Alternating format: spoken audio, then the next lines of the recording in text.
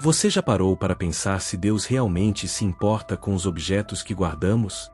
Se o céu observa com atenção quando passamos óleo em algo material, acreditando que isso possa proteger contra acidentes, furtos ou tragédias.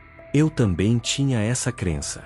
Na verdade, acreditei nisso com toda a minha força até o dia em que morri. Meu nome é Elias, tenho 41 anos e sou de Goiânia. Por bastante tempo, fui aquele cristão que nunca faltava a um culto, que dizia amém para tudo que o pastor dizia, e nunca questionava as tradições que já faziam parte da igreja. Na verdade, eu não percebia, mas minha fé estava mais ligada ao medo do que à palavra de Deus. Apesar de acreditar que estava protegido, na verdade eu estava vulnerável, sem nem imaginar o quanto me apegava à ideia de que o óleo ungido era sagrado, poderoso, e que tudo precisava ser ungido, desde a porta de casa até os filhos, os bens de valor, os alimentos, o carro e os documentos. O óleo virou para mim uma espécie de escudo invisível, um símbolo de segurança.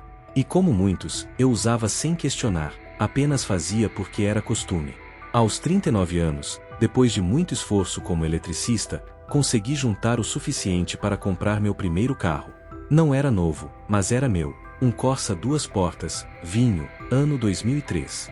Um sonho que se concretizou com muita oração, disciplina e trabalho duro. Assim que saí da concessionária, fui direto para a igreja, com o coração cheio de gratidão. Mostrei o carro para o pastor, que com aquele tom sério e espiritual, me disse: se você quer proteção de verdade, precisa ungir esse carro e fazer um propósito com Deus, oferecendo uma oferta especial. Sem pensar duas vezes, peguei o envelope, fiz a oferta e comprei o frasco de óleo. Ele me garantiu que o óleo tinha sido consagrado por 70 dias no monte e que era poderoso. Voltei para casa naquela noite com o carro impregnado no cheiro do óleo ungido. Passei o óleo no volante, pneus, porta-malas, até no porta-luvas. Fiz tudo com fé, acreditando sinceramente que estava protegido. Nos dias seguintes, andava com uma confiança diferente, como se nada pudesse me atingir. Parei de orar pedindo direção, não checava os freios, nem fazia manutenção. Afinal, o óleo estava ali, protegendo. Tudo parecia bem, até que não estava mais.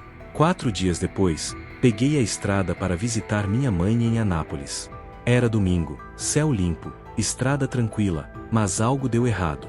No quilômetro 26, uma moto atravessou inesperadamente e, para evitar a colisão, joguei o carro para o acostamento, perdi o controle e bati com força numa árvore. A pancada foi tão forte que tudo ficou escuro. Um silêncio profundo tomou conta, não só ao redor, mas dentro de mim. Senti que estava me afastando do corpo. Pense nisso, confiar de todo o coração em algo, acreditar que está fazendo tudo certo, e de repente tudo desmoronar. Você morre, e a primeira pergunta que surge é: por quê? Por que Deus permitiu? O óleo não funcionou? Se você já passou por algo parecido, ou sentiu que fez o certo e mesmo assim as coisas deram errado, quero que compartilhe aqui comigo. Talvez minha história traga respostas para você também. Foi nesse momento fora do corpo, fora do tempo, que comecei a entender o que nunca me explicaram nos cultos. Ali encontrei alguém que me revelou a verdade por trás do óleo, das ofertas e da falsa sensação de segurança que carregamos por tanto tempo. Antes de contar o que aconteceu depois, é importante que você compreenda o que aprendi e como isso mudou tudo em mim.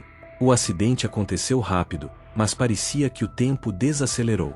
O impacto foi como uma explosão abafada na minha cabeça. O cinto me segurou firme, o vidro quebrou, senti gosto de sangue na boca. Um som estranho tomou o ar, meus ouvidos começaram a zunir, meus olhos pesaram e o mundo foi escurecendo como uma TV antiga desligando. Não sei dizer quanto tempo se passou, talvez 30 ou 60 segundos. Mas no instante em que meu coração parou, eu soube. Não foi suposição, foi certeza, eu estava morrendo. Preso entre o banco e o volante, algo dentro de mim gritou, não com palavras, mas com a alma. Minha consciência se separou do corpo e comecei a ouvir tudo de longe, como se estivesse afundando numa piscina, os sons do mundo ficando distantes. Então veio o silêncio absoluto, nenhum som, nenhum pensamento, apenas vazio. Esperei sentir pânico, mas não foi assim. No começo veio um medo gelado, cortante, mas logo deu lugar a uma paz estranha. Era como se eu soubesse que estava indo para algum lugar, sem poder voltar. Enquanto meu corpo estava preso no carro, eu flutuava acima da cena, observando a mim mesmo, ferido, imóvel, sem vida. Foi assustador. Pensei, é isso? Acabou assim? Então veio uma dor mais profunda que a física, uma dor na alma. Não por causa do acidente, mas por perceber que eu havia confiado mais no ritual do que em Deus. Que mesmo fazendo tudo certo aos olhos dos homens, negligenciei a essência da fé verdadeira. Essa revelação doeu mais que qualquer impacto. Não vi túnel, nem luz. Vi um lugar diferente, onde o tempo não existia, sem passado nem futuro, um espaço entre o agora e o eterno. Sentia uma presença, embora não enxergasse ninguém. Era como se alguém me esperasse, alguém que sabia tudo sobre mim, cada escolha, cada oração, cada intenção escondida. Ali meus sentidos ficaram aguçados. Ouvi meus pensamentos como vozes ao redor. Vi memórias flutuando diante de mim, e em todas eu estava ungindo algo: portas, celular, carro. Em cada cena, o medo estava presente. Medo de perder, medo de errar, medo de não controlar. Então uma pergunta ecoou dentro de mim, clara e profunda: era fé ou superstição? Essa pergunta me perfurou porque eu sabia a resposta. Tentei orar, mas ali as palavras não saem da boca, saem do coração. Tudo fica exposto, revelado. E foi nesse momento de confronto que uma luz diferente surgiu. Não uma luz física, mas uma presença, uma força que me envolvia por dentro e por fora. Era como se a verdade tivesse chegado, prestes a me mostrar algo que eu nunca quis ouvir, mas precisava. Você já sentiu que algo enorme estava prestes a acontecer na sua vida, algo que a transformaria para sempre? Foi exatamente assim comigo. Eu sabia que o que estava por vir mudaria tudo, e que se eu voltasse ao meu corpo, eu não seria mais o mesmo homem. Mas antes disso, eu precisava ouvir, ver e compreender. Então ele apareceu. No início, era só uma presença, aquela sensação de que alguém entrou no ambiente, mesmo sem precisar olhar para perceber. O lugar ao meu redor não era nem claro nem escuro, era como se meus sentidos estivessem funcionando de uma forma diferente. Não havia chão sob mim, mas eu não caía. Não existia teto, mas eu não me sentia preso. Era como se o tempo estivesse suspenso, o mundo pausado, só para que aquela experiência pudesse acontecer. Não vi Jesus chegar, não ouvi passos ou vozes, mas de repente, ele estava ali. Eu soube. Não precisei perguntar nem confirmar, minha alma o reconheceu antes que meus olhos pudessem compreender. Quando tentei encará-lo, algo em mim recuou, não por medo, mas por reverência. A glória que emanava dele não era uma luz qualquer, era uma verdade viva, brilhando por todos os lados, sem ofuscar. Era uma luz que atravessava, revelava, curava e confrontava ao mesmo tempo. Seus olhos eram como espelhos eternos. Quando ele me olhou, senti que tudo que fui, pensei e escondi estava ali diante dele, sem julgamentos, sem esconderijos. Era um olhar que penetrava além da aparência, que enxergava o que estava por trás das fachadas.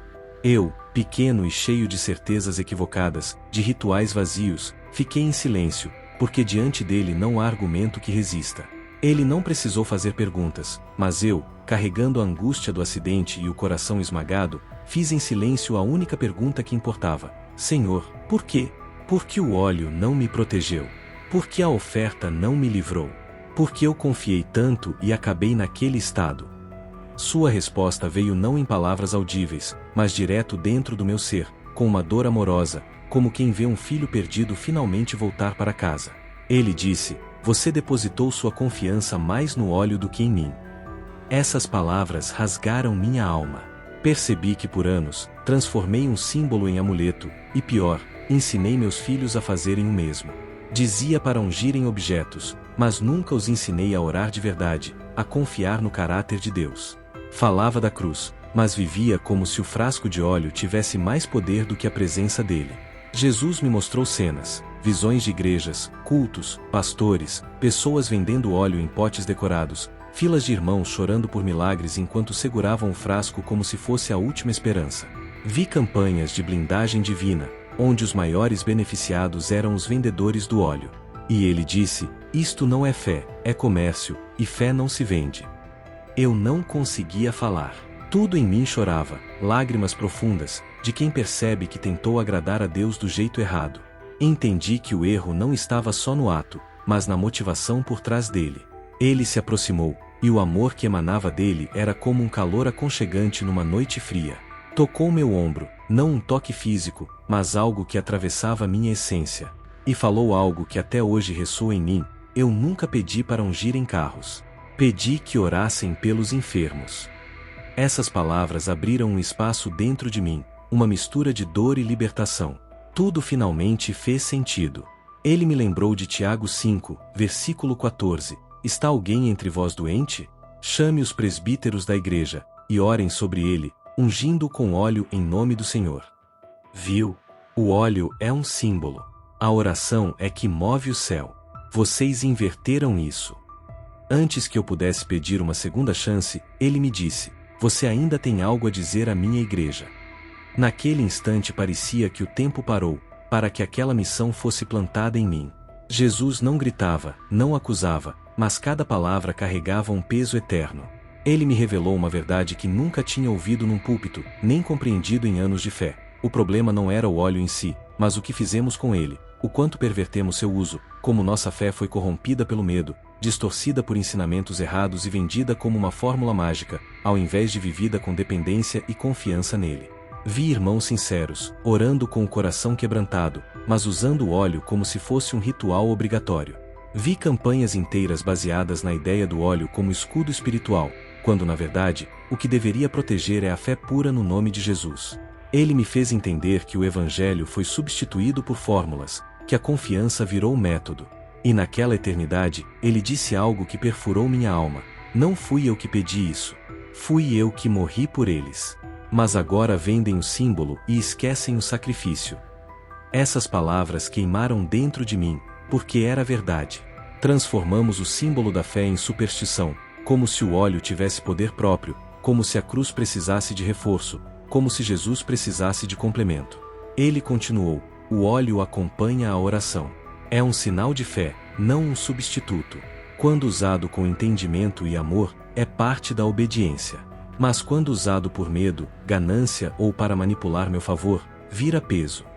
Meu peito apertou.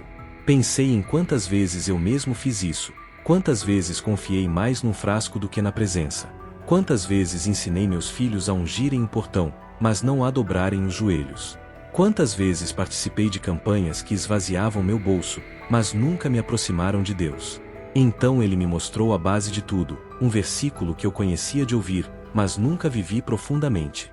Vi as palavras diante de mim, como escritas em luz: Deus é espírito, e importa que os que o adorem em espírito e em verdade. João 4, versículo 24. Essa foi a pedra fundamental da revelação. Porque a adoração em espírito e verdade não depende de objetos, fórmulas ou tradições humanas. Ela é sincera, viva, simples. Não precisa de óleo na maçaneta da porta. Precisa de coração quebrantado, alma rendida, confiança pura. Jesus me falou algo que nunca vou esquecer. Ele disse: ensine-os a confiar verdadeiramente em mim. Mostre-lhes que a busca deve ser por mim, não por proteção vendida. Eu não ofereço segurança em troca de bens, eu dou vida plena, vida em abundância. Aquilo não foi uma ordem rígida, mas um convite profundo, uma missão a ser cumprida. Naquele instante senti minha alma se reorganizar, minha mente se abrir para uma fé renovada. Compreendi que viver pela graça significa andar com o Espírito. Não se trata de objetos, mas de comunhão verdadeira, intimidade sincera, e obediência movida pelo amor, não pelo medo. Jesus se afastou um pouco, mantendo aquele olhar cheio de amor e profundidade, e disse: o retorno não será fácil, mas é essencial. Vá com coragem e fale com firmeza, porque muitos precisam entender que o poder não está no óleo ou nas ofertas, mas no meu nome, na minha palavra, no meu espírito. Então senti como se estivesse sendo puxado de volta ao mundo físico, uma força me trazia de volta. Antes que tudo se apagasse, ele falou mais uma coisa que ainda ecoa na minha alma: eles esqueceram o que é fundamental. Leve-os de volta a isso. Foi assim que tudo começou a mudar. A primeira coisa que senti foi uma dor intensa, que parecia rasgar minha alma por dentro. Aos poucos, ao meu redor, ouvi sons familiares, máquinas, vozes apressadas, o cheiro típico de hospital. Tentei abrir os olhos, mas eles estavam pesados, como se carregassem anos de escuridão. Meu corpo estava imobilizado, preso por faixas, tubos e sensores. Eu não conseguia falar nem me mover, mas estava de volta. Entender isso foi um choque, pois meu espírito ainda tremia, preso entre dois mundos. Na cama do hospital, cercado por enfermeiros e aparelhos, me senti pequeno e vulnerável, com o corpo marcado e a alma cheia de dúvidas que ninguém ali poderia responder. As dores físicas eram intensas, costelas quebradas, ferimentos no rosto, uma lesão na coluna que me deixou impossibilitado de andar por dias. Mas a dor mais profunda era a do espírito. Eu tentava entender tudo: o acidente, a morte, o encontro, a revelação e o retorno. Ninguém sabia o que eu realmente havia vivido. Para os outros, eu era só mais um sobrevivente, um milagre da medicina. Por dentro, carregava um segredo e uma missão que me consumia. Quando minha esposa entrou no quarto, ela chorou ao me ver. Eu queria contar tudo, mas só consegui chorar, como uma criança perdida que finalmente voltou para casa.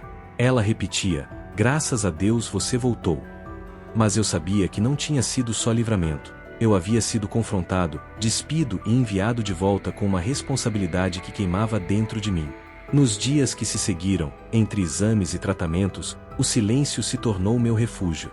Fingia estar cansado para não falar, mas o que eu sentia era medo. Medo de não ser acreditado, medo de parecer louco, medo de tentar explicar algo tão sagrado com palavras humanas. Enquanto meu corpo melhorava, minha mente travava uma guerra interna. A cada vez que fechava os olhos, revivia o olhar de Jesus. A cada frasco de soro, me lembrava do óleo e da missão que carregava. Em uma noite difícil no hospital, a dor se tornou insuportável, e eu desabei em lágrimas sozinho, gritando por dentro, buscando coragem para começar a contar minha história. No reflexo do espelho, vi as marcas do acidente, mas aquelas feridas eram também lembranças do que precisei atravessar para entender algo que sempre esteve à minha frente, mas que eu nunca havia enxergado.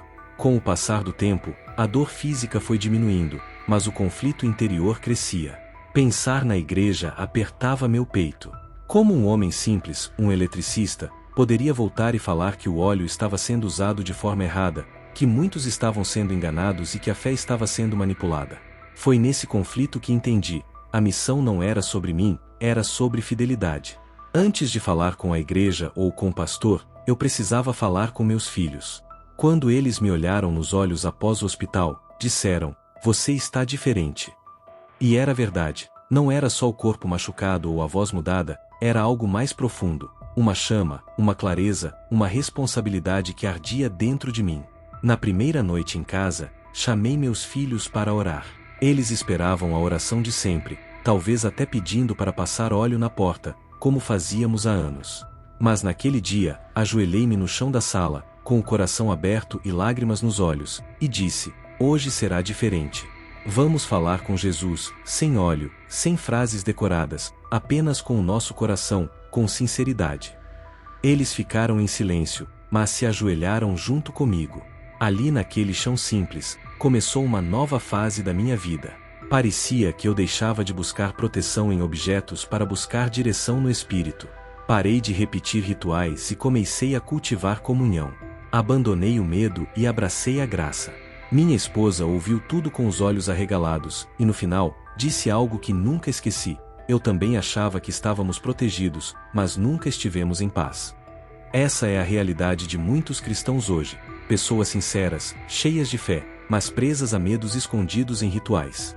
Por isso preciso compartilhar isso, para ajudar aqueles que, como eu, estavam confiando mais no óleo do que na presença viva de Deus. Hoje minha fé é mais leve, firme e verdadeira. Voltei à igreja, mas com um propósito diferente: ser uma voz de alerta, alguém que enfrentou a morte e entendeu que o verdadeiro milagre não é escapar do perigo, mas ser transformado por dentro. Quando conto minha história, não busco aplausos nem que todos acreditem. Se ao menos uma pessoa despertar para essa verdade, já terá valido a pena. E se você chegou até aqui, quero deixar uma mensagem que não vem de mim, mas da palavra, uma verdade que Jesus colocou em meu coração e que compartilho com amor. Conhecereis a verdade, e a verdade vos libertará. João 8, versículo 32. Você não precisa ficar preso a tradições que só imitam a fé. Não precisa participar de campanhas que trocam confiança por dinheiro. Jesus continua o mesmo: Ele cura, salva, responde, mas Ele quer seu coração, não fórmulas. Ele quer sua entrega, não seu controle. Agora que você ouviu minha história, faça um pedido. Não guarde isso só para você. Ore, reflita e compartilhe, porque alguém perto de você pode estar preso na religiosidade e precisar voltar para a simplicidade do Evangelho. E se esse relato tocou você, fique por aqui. O próximo vídeo pode trazer a resposta que você está esperando há muito tempo. Muito obrigada por assistir até aqui. Não se esqueça de se inscrever no canal e ativar as notificações para não perder nenhum testemunho. Nos vemos no próximo vídeo.